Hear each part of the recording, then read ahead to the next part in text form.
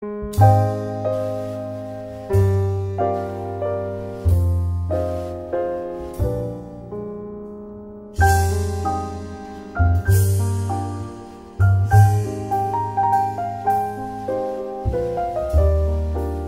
sommes là devant le nouvel opus Kamouké Soukali, édité aux éditions Mabiki. Ce projet date de quand? Alors, ces projets datent de cela 5 ans. C'est un projet que j'avais à cœur et que j'avais soumis aux éditions Mabiki.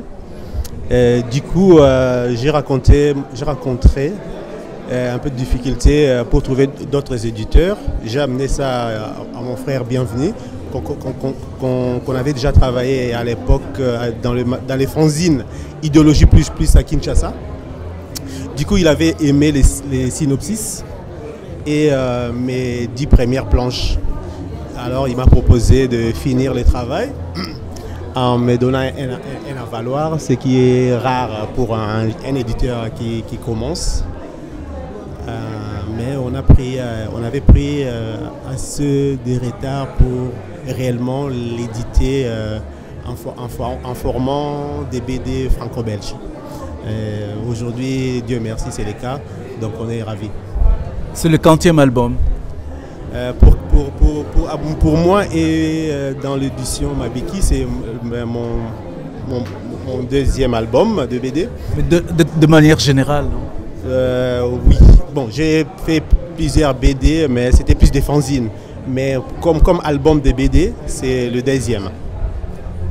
Et cet album a une particularité d'être la première bande dessinée congolaise, cartonnée, couleur, entièrement en lingala. D'accord.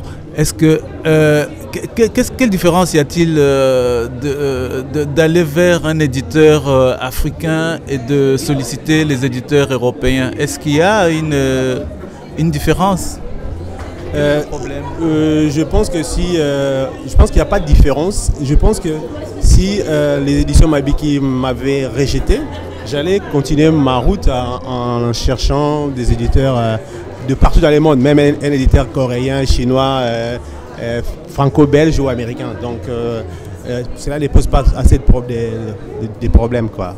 Il n'y a pas de différence. Est-ce qu'il y a des difficultés à être jeune BDiste africain en Europe? Peut-être que je pense que la première des difficultés, c'est plus par rapport à la distribution, d'entrer dans le réseau de distribution, comme on voit avec les éditions Le Lombard, Dupuis.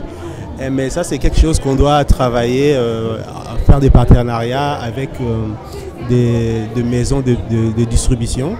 Voilà, mais ça, c'est vraiment un grand chemin qu'on doit faire. Parce que nous parlons de Kamouké Soukali, est-ce que pour ceux qui auront envie de venir chercher cet album, est-ce qu'on peut avoir une idée du résumé? En fait, le Kamouké Soukali, c'est la jolie sucrée. L'histoire, c'est en fait l'histoire d'une fille qui tout le monde semble croire par sa morphologie physique, comme elle est canon, qu'elle est moins sérieuse. Et du coup, les garçons se méfient un peu d'elle, sauf Zaïla, l'héros de l'histoire.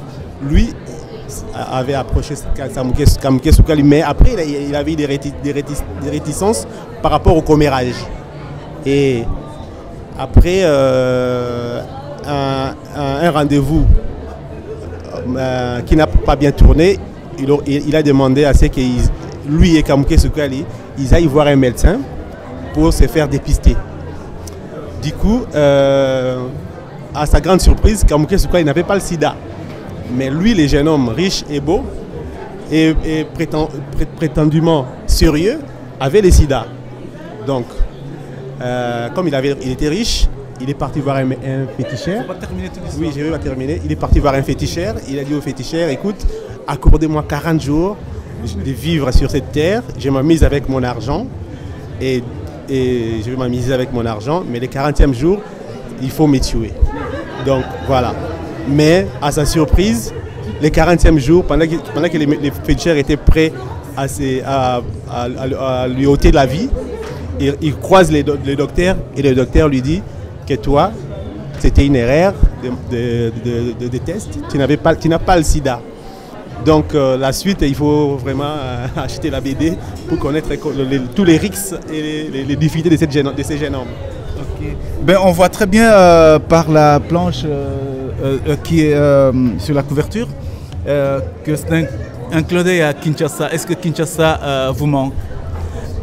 Tout le temps, ça me manque d'autant plus que ça reste...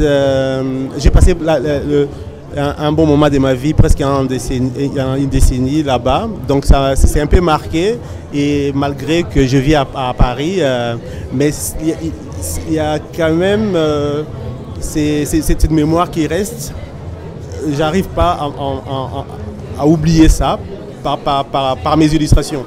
Mais c'est vrai que physiquement, Kinshasa me manque. Et bon, pour moi, les dessiner, c'est une manière de m'exploser, de m'exprimer et de rendre hommage à cette ville si chaleureuse. Le dernier mot, est-ce que après Kamuke Sukali, c'est déjà en préparation la prochaine BD? Il faut attendre à Kamuke Sukali 2. Merci beaucoup Alain. C'est moi.